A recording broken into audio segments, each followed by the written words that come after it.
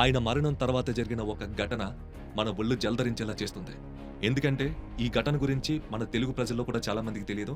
దేశవ్యాప్తంగా కూడా పెద్దగా గుర్తింపు పొందలేని ఘటన ఇదే. కానీ అంత ఘోరమైన ఘటన ఆయన మరణం తర్వాత జరిగింది. అదేంటంటే, ఈ వీడియో చేసే ముందు నేను గూగుల్‌లో ఒకటి సెర్చ్ చేశానండి. మన దేశం కోసం ప్రాణాలర్పించిన స్వతంత్ర సమరయోధులు ఎంతమంది అని అడిగితే, అదిచ్చిన ఆన్సర్‌కి నాకు కళ్ళల్లో నీళ్లు తిరిగాయి. ఎందుకంటే, ఈ విధంగా ఒక ఉత్తేజాన్ని, ధైర్యాన్ని ప్రజల్లో కలిగించినటువంటి ఆయన ఎవరి వల్ల బలైపోయాడో తెలుసా? మన భారతీయుల వల్లనే. నమస్తే. నేను సాయి శంకర్ వేటూరి. దాదాపు 79 ఏళ్లు పూర్తయిపోయింది మన దేశానికి స్వాతంత్ర్యం వచ్చి. ఎందరో మహావీరుల ప్రాణత్యాగాల ఫలితం ఈ స్వతంత్రం అని చెప్పి మీకు తెలుసు, నాకు తెలుసు.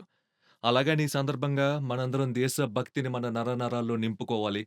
లేదంటే ప్రతిరోజు మనం మన బాధ్యతలు నెరవేర్చేయాలి అనే పెద్ద పెద్ద మాటలు నేను చెప్పను. ఎందుకంటే దేశభక్తి అనేది ఒకళ్ళు చెప్తే వచ్చేది కాదు. ఒకళ్ళ చేత చెప్పించుకునేంత చిన్న పిల్లలం కూడా కాదు మనం. అరచేతిలో ఒక మొబైల్ ఫోన్ పట్టుకొని ఇన్‌స్టాగ్రామ్ యుగంలో బతికేస్తూ ట్రోల్స్ అని, మీమ్స్ అని మన లైఫ్ ఏంటో మనం డిసైడ్ చేసుకునే స్టేజ్‌లోనే ఉన్నాం. కాబట్టి దేశభక్తి ఫాలో అవ్వమని ఒకళ్ళు చెప్పాల్సిన అవసరం లేదనేది నా ఉద్దేశ్యం. ఎందుకంటే ఇంటి పైన జెండా ఎగరేయమంటే చాలా ఈజీ కాబట్టి కోట్ల కొద్దీ జెండాలు కొనుక్కొచ్చేసి ఇల్లన్నీ నింపేసిన మనం ట్రాఫిక్ రూల్స్ ఫాలో అవ్వమంటే, అరే! రోడ్లు బాగాలేనప్పుడు నేనెందుకు ట్రాఫిక్ రూల్స్ ఫాలో అవ్వాలని అడుగుతాం. ఇదే మనం కంచె గచ్చిబౌలి లాంటి చోట్ల మూగ జీవాల ఆవాసం దెబ్బతింటుందంటే పెద్ద పెద్ద పోరాటాలు, ఉద్యమాలు చేసి కోర్టు నుంచి స్టే తెచ్చుకొని కూడా ఉన్నాం. సో, కాబట్టి దేశభక్తి అనేది ఒక చాలా వైడ్ టాపిక్ అది. దాని గురించి మనం మాట్లాడదాం. ఫ్యూచర్‌లో చాలా విషయాలు డిస్కస్ చేయాలి. అప్పుడు మాట్లాడుకుందాం. ఈరోజు వీడియోలో నేను దేని గురించి చెప్పాలనుకుంటున్నాను అంటే, ఈ వీడియో చేసే ముందు నేను గూగుల్‌లో ఒకటి సెర్చ్ చేశానండి. మన దేశం కోసం ప్రాణాలర్పించిన స్వతంత్ర సమరయోధులు ఎంతమంది అని అడిగితే, అదిచ్చిన ఆన్సర్‌కి నాకు కళ్ళల్లో నీళ్లు తిరిగాయి. ఎందుకంటే, ఎంతమంది ప్రాణత్యాగాలు చేశారు అనేది లెక్క పెట్టడం ఇంపాసిబుల్ అని చెప్పేసి చెప్పింది గూగుల్. అంటే లెక్క పెట్టలేనన్ లెక్క పెట్టలేనంత మంది ప్రాణత్యాగాల ఫలితం ఈరోజు మనం అనుభవిస్తున్నటువంటి ఈ స్వాతంత్రం. అయితే మనం స్వతంత్ర సమరయోధులు ఎవరు అని చెప్పేసి అడిగితే చాలా రేర్. కొంతమంది మాత్రమే మనకు గుర్తొస్తారు. మహాత్మా గాంధీ, భగత్ సింగ్, లాల్ బహదూర్ శాస్త్రి గారు, జవహర్లాల్ నెహ్రూ గారు ఇలా కొంతమంది మాత్రమే మనకు గుర్తొస్తారు. కానీ అన్‌సంగ్ హీరోస్ చాలా మందున్నారు. కనీసం ప్రాణత్యాగాలు అంటే మనం ఊహించడానికి కూడా వీలు లేనటువంటి హింసని అనుభవించి, మన దేశం కోసం, మన తరం కోసం అంటే భవిష్యత్ తరాల కోసం నేను ప్రాణత్యాగం చేసినా పర్వాలేదు అనుకున్నటువంటి మహావీరులు కొందరిని ఈరోజు వాళ్ళ పేర్లు కూడా మనకు తెలియవు. ఈవెన్ దేశం మొత్తం తెలియకపోవచ్చు అనుకుంటాం గానీ, వాళ్ళ లోకల్ స్టేట్స్‌లో ఉన్న వాళ్ళకి కూడా వాళ్ళ గురించి తెలీదేమో అనిపిస్తూ ఉంటది అప్పుడప్పుడు. అలాంటి అన్‌సంగ్ హీరోస్ గురించి ఈ స్వాతంత్ర దినోత్సవ రోజుల సందర్భంగా అయినా మనం తలుచుకోకపోతే, మనకంటే ఫూలిష్ పీపుల్ ఇంకొకళ్ళుంటరని చెప్పేసి అనిపిచ్చింది. ఈరోజు ఇది నా ఛానెల్‌లో మొదటి వీడియో. సో, ఎందుకో చాలా 2 మంత్స్ నుంచి అనుకుంటున్నాం వీడియోస్ పెడదామని జెప్పేసి. ఎందుకో పోస్ట్‌పోన్ అయింది. ఒక అకేషన్ ఇలాంటి అకేషన్‌లో ఈ ఛానెల్ స్టార్ట్ చేసే అవకాశం రావటం, అలాంటి మహనీయుల్ని స్మరించుకునే అవకాశం నాకు రావటం, వాళ్ళ గురించి మీకు చెప్పే అవకాశం నాకు రావడం, సో, ఒక రకమైన ఆనందాన్నిస్తుంది. సో, అలాంటి కొంతమంది హీరోల గురించి ఈరోజు నేను మీతో డిస్కస్ చేయాలనుకుంటున్నాను.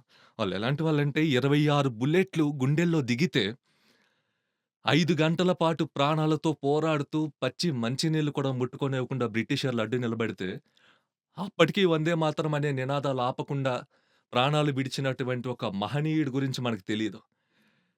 చేతులల్లో మేకులు దిగ్గొట్టి, పళ్ళు మొత్తం ఊడిపోయేలాగా కొట్టి థర్డ్ డిగ్రీ లాంటి ప్రయోగాలు చేసినా కూడా, ఈ దేశం కోసమే నేను నిలబడతాను, దేశ మాత ఒడిలో నిద్రపోతాను, చనిపోతాను తప్ప రాజీ పడే ప్రసక్తే లేదు అని చెప్పినటువంటి ఒక మహావీరుడి గురించి మనకు తెలీదు.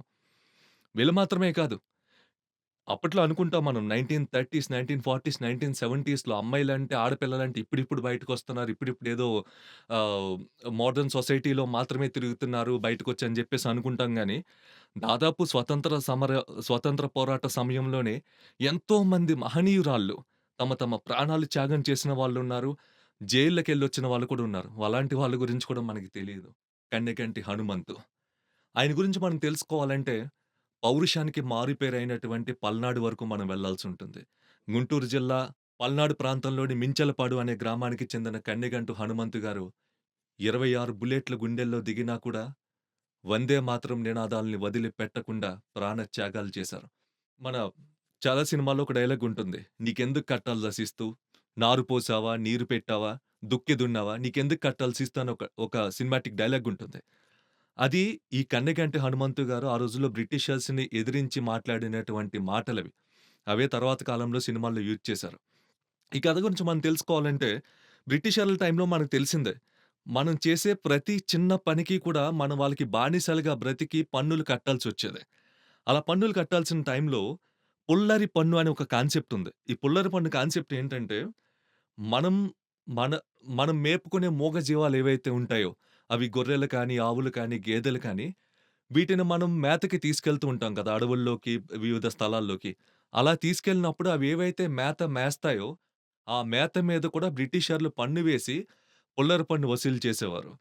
సో, మన దేశంలో మా మూగజీవాలకు మేము మేతకి తీసుకెళ్ళినప్పుడు మీకెందుకు పన్ను కట్టాలి అనే క్వెషన్ రైజ్ అయింది. అదే సమయంలో మహాత్మా గాంధీ సహాయ నిరాకరణ ఉద్యమంని స్టార్ట్ చేశారు. ఆ ఉద్యమం నుంచి ఇన్‌స్పైర్ అయినటువంటి మన కన్నెగంటి హనుమంత్ గారు కూడా పుల్లరి పన్ను మేము కట్టే ప్రసక్తే లేదు. ఏదైనా కానివ్వండి, మా ఊర్లో ఒక్కరు కూడా పుల్లరి పన్ను కట్టరు. మీరేమైనా చేసుకోండి అని చెప్పేసి తెగించి బ్రిటిషర్లకి జెప్పారు. బ్రిటిషర్లు చాలా ట్రై చేశారు. వీళ్ళ చేత పన్ను కట్టించాలి అని చెప్పేసి. ఎందుకంటే ఈ పన్ను కట్టడం మానేయటం వల్ల గ్రామ ప్రజలు బ్రిటిషర్స్‌కి ఆర్థికంగా చాలా నష్టం కలిగిచ్చింది ఆ నిర్ణయం అనేది. సో, వాళ్ళు వివిధ రకాల ప్రయత్నాలు చేశారు. వాళ్ళని ఎలాగైనా దాడులతో ఆహ్, అంటే వంచనతో ఎదుర్కోవాలనుకున్నారు. దాడులతో ఎదుర్కోవాలనుకున్నారు. దేనికి కూడా కన్నెగంటి హనుమంత్ గారు గాని, ఆ ఊరి ప్రజలు గాని లొంగలేదు. కనిగంటి హనుమంత్ గారు ఆ ఊర్లో హుషారైనటువంటి యువకులు ఎవరైతే ఉన్నారో ధైర్యవంతులు, వాళ్ళందరిని ఒక దళం కింద ఏర్పాటు చేసి తిరుగుబాటుకి సిద్ధం జేశారు. పెద్దలందరూ కూడా ఆశీస్సులందించి ఆయన నాయకత్వాన్ని కూడా అంగీకరించారు.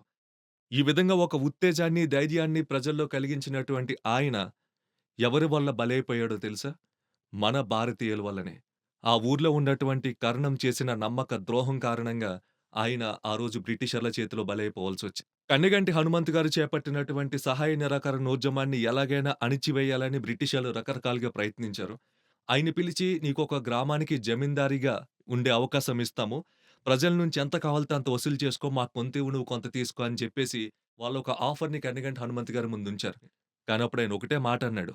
ప్రజల నెత్తుటితో వచ్చే కూడు, డబ్బు నేను తీసుకొని సుఖంగా బతకలేనని చెప్పి. బ్రిటిషర్లు ప్రతిపాదించిన జమీందారు పదవిని తిరస్కరించడమే కాకుండా ఊరి ప్రజలకు అండగా నిలబడి వాళ్ళతో ఉద్యమం చేయించిన కారణంగా అప్పట్లో ఉన్నటువంటి బ్రిటిష్ జనరల్ రూథర్‌ఫర్డ్‌కి కన్నెగంటి హనుమంతు ప్రధాన శత్రువుగా మారిపోయారు.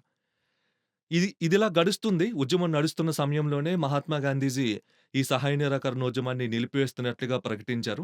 సో, దేశవ్యాప్తంగా కూడా ఈ సహాయ నిరాకరణోద్యమం అనేది మెల్లమెల్లగా తగ్గుముఖం పట్టి ఆగిపోయే పరిస్థితికొచ్చిన తర్వాత, ఇక కనిగంటి హనుమంత్ గారు కూడా డిసైడ్ అయ్యారు. ఎందుకంటే ఉద్యమం ఆగిపోయిన తర్వాత ఒక రూల్ ఫాలో అవుతున్నప్పుడు ఈయన మాత్రం ఏం చేయగలరు? నేను పన్ను కడతాను వాళ్ళందరి తరపున అని చెప్పేసి ఆయన అంగీకరించడం జరిగింది. ఇదే సమయంలో అంతా సద్దుమణిగింది. ఒక పోరాటం ముగిసిందనుకున్న టైంలో మహాశివరాత్రొచ్చింది. మహాశివరాత్రి సందర్భంగా దాదాపు గ్రామంలో ఉన్నటువంటి మగవాళ్ళు కనిగంటి హనుమంత్ గారితో సహా మగవాళ్ళంతా కూడా ఆ గ్రామాన్ని వదిలి, ఆ గ్రామం నుంచి శివరాత్రి వేడుకల కోసం బయటికి వెళ్ళిన సమయంలో బ్రిటిషర్లు ఆ ఊరిని టార్గెట్‌గా చేసుకున్నారు. టార్గెట్‌గా చేసుకొని అక్కడున్నటువంటి పశువులు ఇవేవైతే ఉన్నాయో వాటన్నిటిని కూడా తోలుకుపోయే ప్రయత్నం చేశారు. ఈ విషయం తెలుసుకున్నటువంటి కనిగంటి హనుమంత్ గారు వేగంగా వచ్చారు. ఎందుకంటే అక్కడ కర్ణం అనే వ్యక్తి ఈయన్ని మోసం చేశారని చెప్పాం గదా! ఆయనేమన్నారంటే, "కనిగంటి హనుమంతు ఈ రోజుకి కూడా సహాయ నిరాకరణోద్యమాన్ని నిలిపేయాలనుకోవట్లేదు. అతనిప్పటికి కూడా పన్ను కట్టాలనుకోవట్లేదు" అని చెప్పేసి బ్రిటిషర్‌కి లేనిపోనివి జెప్పారు. ఇంక వీళ్ళినట్లేదు మాట అని అనుకున్న బ్రిటిషర్లు, ఆ పశువులన్నిటిని కూడా తీసుకెళ్ళిపోతే వీళ్ళే వచ్చి పన్ను కడతారు అన్న ఉద్దేశ్యంతో పశువుల్ని తోలుకుపోవడానికి వచ్చారు ఆ ఊరికి. ఎవరు లేని సమయం చూసి. ఈ విషయం తెలుసుకున్నటువంటి కనికంటి హనుమంతు వేగంగా ఆ ఊరికొచ్చారు. నేను ఒప్పుకుంటున్నాను పన్ను కట్టడానికి. నేను ఆల్రెడీ చెప్పాను కదా ఇంతకుముందు. మా మా గ్రామ ప్రజలందరి తరపున కూడా నేనే పన్ను పే చేయడానికి సిద్ధంగా ఉన్నానని చెప్పేసి ఆయన చెప్తున్నప్పటికి కూడా కనీసం ఆయన మాటలు కూడా వినిపించుకోకుండా 26 బుల్లెట్లను వేగంగా ఆయన గుండెల్లో దించారు బ్రిటిషర్లు. అప్పటికి ఆయన ప్రాణాలు వదలలేదు. ఈ దేశం మీదున్న మమకారంతో, భక్తితో అక్కడ నేల మీద పడున్నా కూడా వందే మాతరం నినాదాలు చేస్తూనే ఉన్నారు. చుట్టూ ఉన్నటువంటి జనం ఆయన్ని బ్రతికించుకోవాలనుకుంటే, అక్కడ ఉన్న బ్రిటిష్ సేనల ముందు వాళ్ళు నిలవలేకపోయారు పాపం. ఎందుకంటే వీళ్ళ దగ్గరున్నయేమో చిన్న చిన్న ఆయుధాలు. ఏవో విల్లులు, బాణాలు ఉన్నాయి. బ్రిటిషర్ల దగ్గర మీకు తెలిసిందే గదా! తుపాకీలు, బాంబులు ఉంటాయి. వాటిని ఎదుర్కొని తిరుగుబాటు జరిపి ఆయన బ్రతికించుకునే పరిస్థితి ఆ రోజు గ్రామ ప్రజలకు లేకుండా పోయింది. ఆహ్, వీలైనన్ని ఆయుధాలు కూడా అప్పటికప్పుడు అప్పటికే ఉద్యమం నిలిపివేశారు కాబట్టి అలర్ట్‌గా లేరు. చేతుల్లో ఆయుధాలు సిద్ధంగా లేవు. దాదాపు ఇలా 5 గంటలు గడిచిపోయింది. కనీసం పచ్చి మంచినీళ్ళు కూడా ఇచ్చే అవకాశాన్ని గ్రామ ప్రజలకు బ్రిటిషర్లు కల్పించలేదు. చివరికి 5 గంటలు మృత్యువుతో పోరాడిన కన్నెగంటి హనుమంతు గారు వందే మాతరం నినాదాలు చేస్తూ ప్రాణాలొదిలారు. ఆయన మరణం తర్వాత జరిగిన ఒక ఘటన మన ఒళ్ళు జలదరించేలా చేస్తుంది. ఎందుకంటే, ఈ ఘటన గురించి మన తెలుగు ప్రజల్లో కూడా చాలా మందికి తెలియదు. దేశవ్యాప్తంగా కూడా పెద్దగా గుర్తింపు పొందలేని ఘటన ఇదే. కానీ అంత ఘోరమైన ఘటన ఆయన మరణం తర్వాత జరిగింది. అదేంటంటే, జలియన్ వాలాబాగ్ ఉదంతం గురించి మనకు తెలిసిందే. దాదాపు అంతటి విధ్వంసాన్ని బ్రిటిషర్లు మన మించలపాడు గ్రామంలో సృష్టించారు. ఎప్పుడైతే కనిగంటి హనుమంత్ గారు మరణించారో, ఆ క్షణం ఊరందరిలో కూడా ఆవేశం కట్టలు తెంచుకుంది. అప్పటికే ఆయుధాలన్నీ సమకూర్చుకొనున్నారు కాబట్టి, వేగంగా బ్రిటిషర్ల మీద దాడి చేయడానికి ప్రయత్నించారు. కానీ ఆ ప్రతి ఘటనని బ్రిటిషర్లు ఉక్కు పాదాలతో అణిచివేశారు. జలియన్ వాలాబాగ్ తరహాలో ప్రజల్ని ఊచకోత కోసి, రక్తపు మడుగు చేశారు ఆ ఊరు మొత్తాన్ని గూడా. ఇది దాదాపు దేశ చరిత్రలో ఒక మచ్చ లాంటిదే. కానీ దీని గురించి మనెవరికీ తెలీదు. ఎందుకు తెలీదంటే అప్పటికి మన ఆంధ్రప్రదేశ్ అనేది మద్రాస్‌తో కలిసుంది. ఒక చిన్న ప్రాంతంగా మన ప్రాంతం ఉండేది కాబట్టి, ఇలాంటి ఘటనలు పెద్దగా బయటికి రాలేదు. దేశవ్యాప్తంగా ఇలాంటి ఘటనలు చాలా జరిగుండొచ్చు. చాలా చోట్ల బయటికి రాని సందర్భాలు కూడా ఉన్నాయి. ఈ మూవ్‌మెంట్ అనేది. సో, ఈ విధంగా కన్నెగంటి హనుమంతు అనే వ్యక్తి మన దేశ చరిత్రలో, మన స్వాతంత్రోద్యమ చరిత్రలో చెరగని ముద్ర వేసుకున్నటువంటి ఒక మహనీయుడు. మన తెలుగు వ్యక్తి. ఇలాంటి వ్యక్తుల గురించి మనకి జనరల్‌గా తెలీదు. ఎందుకంటే, స్వాతంత్రం వచ్చి 70 సంవత్సరాలు అయిపోయిన తర్వాత మనం ఏమనుకుంటాం, ఏదో వచ్చింది స్వాతంత్రం మన సమస్యలు మనకున్నాయి. ఆగస్టు 15 రోజు జెండా ఎగరవేశామా, సెల్యూట్ చేశామా, జేబుకొక జెండా పెట్టుకున్నామా, గడిపేసామా అన్నట్టుంటాం తప్పిస్తే, ఒక దేశభక్తి అంటే ఇలా ఉండాలి. మన కోసం త్యాగాలు చేసిన వాళ్ళు ఎందుకు ప్రాణత్యాగం చేశారో, ఒక ప్రాణం అనేది ఎంత విలువైంది అనే పాయింట్ ఆఫ్ వ్యూలో మనం ఆలోచించలేకపోతున్నాం ఈరోజు. అదే ఆలోచించుంటే మన చేతుల్లో ఉండి మార్చగలిగిన విషయాలు చాలా ఉంటాయి చిన్న చిన్న విషయాలు. ఆ విషయాలు చిన్న చిన్న విషయాలు ఏంటనేది మనం ఫ్యూచర్‌లో కొన్ని వీడియోస్‌లో డిస్కస్ చేద్దాం. ఈ వీడియో లెంత్ అవుతుంది కాబట్టి. స్వాతంత్ర దినోత్సవం సందర్భంగా మన ఛానెల్‌లో వీడియోలు నిన్న స్టార్ట్ చేయాలనుకున్నాను. కొన్ని అనివార్య కారణాల వల్ల ఒకరోజు పోస్ట్‌పోన్ చేసి ఈరోజు అప్‌లోడ్ చేస్తున్నాను.